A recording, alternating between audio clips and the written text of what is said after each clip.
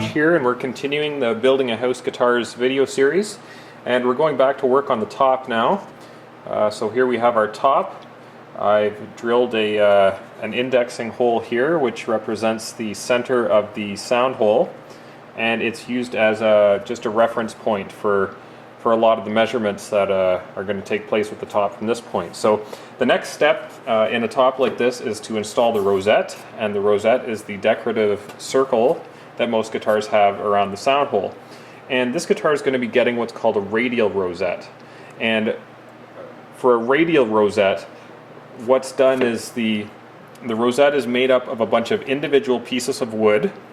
In this case, it's going to be 16 individual pieces. And this here is our rosette blank. And what I'm going to do with the help of a CNC machine is to cut these 16 pieces so that when the pieces get inlaid around the circle, the grain direction will all be pointing out from the inside of the circle. It'll be radiating out, and that's where the term radial rosette comes from. So Zuricotti rosette with the green or black, green, black purfling that's going to be used to trim this guitar. And so what I'm going to do is just give you a quick look at my CNC machine, and then you'll see it cutting out some of the pieces, and then I'll show you the actual installation of the rosette. Okay, so here we are in my CNC room, which is really just a plastic room I've made to surround my CNC machine. I use this machine for making a lot of jigs and fixtures, which is also part of my business. And the fact that I have it means I can use it for some guitar parts as well. So this is a custom one-of-a-kind machine. It was designed and built by my brother-in-law, who is a local machinist. And I can't actually get a wide enough camera angle to show you the machine all at once, but it's quite a monster. About 10 feet square, a 5x5 cutting surface, and it's a 3-axis machine. And the cutter, or instead of a CNC spindle, I'm just using a Bosch woodworking router motor.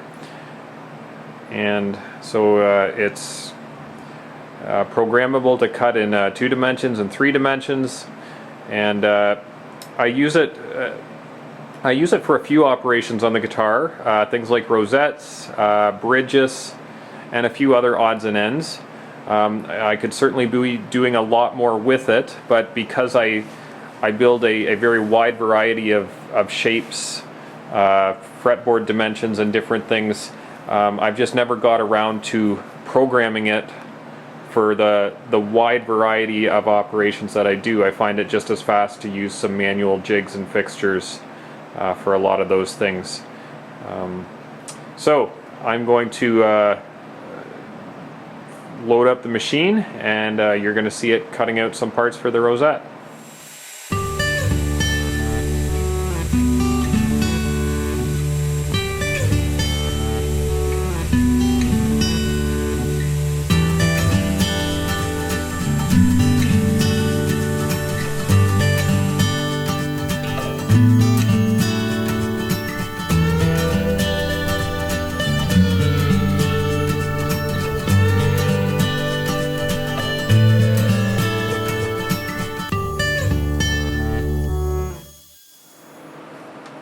Okay, so I've reset the machine, and now you can see I've got the top clamped in there.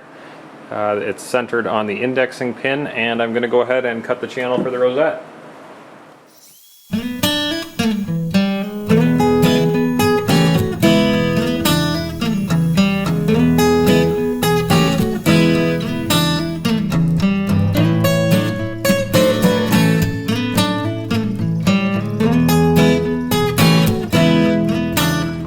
Here we are, ready to install the rosette.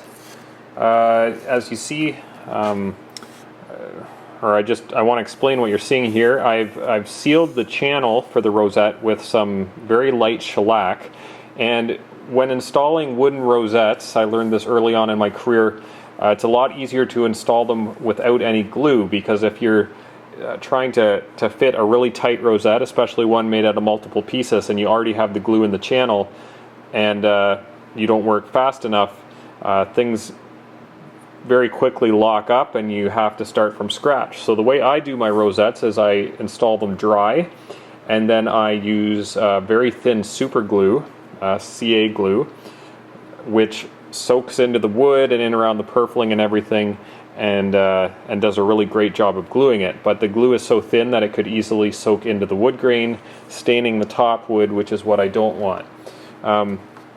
You also saw a little video clip of me just removing the individual pieces that were cut out from the machine. There's a few extra pieces there just in case one breaks or I lose one or something like that. But I've actually tried to keep them in order because the grain follows a progression, and it does gradually change from one end of the piece to the other, and so I do want to install them in order so you get a very consistent pattern for the rosette. I have my purfling here, some black strips and a couple of green strips to go in the center. I do a lot of different purflings. I do some simple black, white, black, but people really seem to like the colored purflings. So because there's a wide variety of colors and I can't afford to have a whole bunch of color purflings made up for me, I simply buy sheets of veneer and then cut these strips myself. And it's handy because then I can cut, you know, if I want to use some veneer in other places on the guitar, I could use it under a head plate or something, and it all matches because I will use the same sheet of veneer for one individual instrument. So what I'm going to do is just show you how I fit the rosette. So I just start by taking my purfling here. I'm putting the green in between the blacks,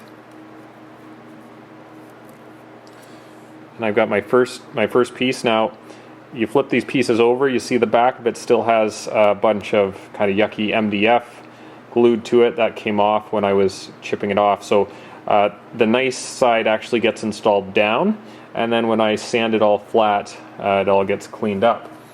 So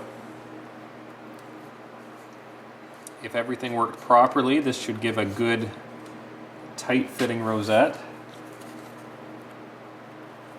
Once the first piece goes in, it's usually fairly easy to get the other pieces in. You can do these kind of rosettes without a CNC machine, but a CNC machine is sure handy. If it's working properly, everything comes out pretty much the exact same size, or the exact right size, so there's little to no gap.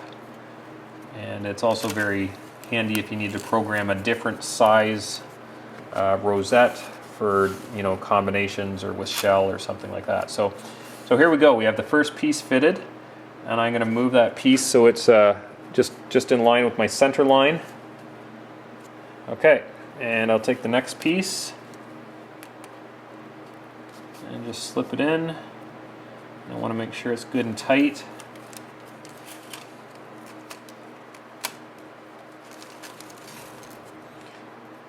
Okay.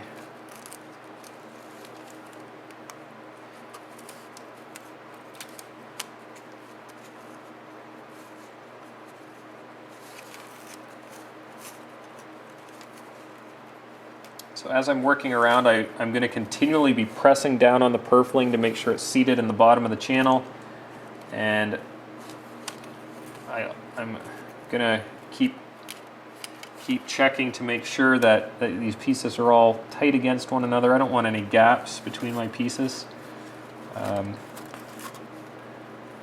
If it's done properly, you won't be able to see where the pieces connect in a dark wood like Zericati. So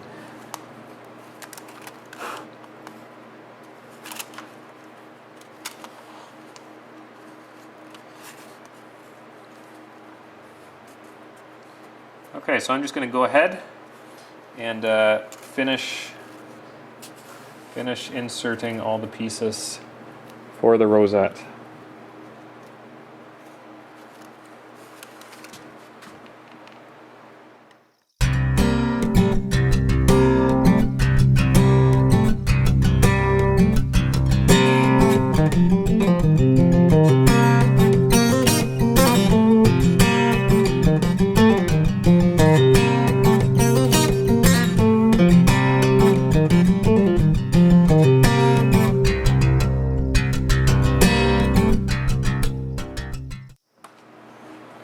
Okay, so the rosette is in. Doesn't look like much now. Needs to be cleaned up. I'm going to go ahead and glue it and put it through the thickness sander, and then I will come back and show you the results. Okay, so I put the top through the thickness sander a few times, and the rosette is all cleaned up, at least as much as it needs to be at this point. I'm just trying to get this on camera so you can see it. There's this nice kind of black line that was running through the piece of wood that I used, and because it was cut the way it was, you can see that black line shows up consistently all the way around, giving it that look of the grain radiating from the center out to the outside of the rosette. And the black and green purfling you can see there, the rest of the guitar body will also be trimmed in that. That's a really nice touch. Always looks really sharp. Green is by far the most popular color that people request when they're using colored purfling on my instruments, and it always looks fantastic. So there you have the installation of a rosette. Hope you've enjoyed this video, and thanks for watching. You can subscribe to my YouTube channel to be notified when I upload new videos. You can go back and watch the beginning of the construction process of this guitar, and just watch for new videos. I've got a bunch of videos in the works. As soon as I get some time at the computer to edit them, I will be uploading those as well.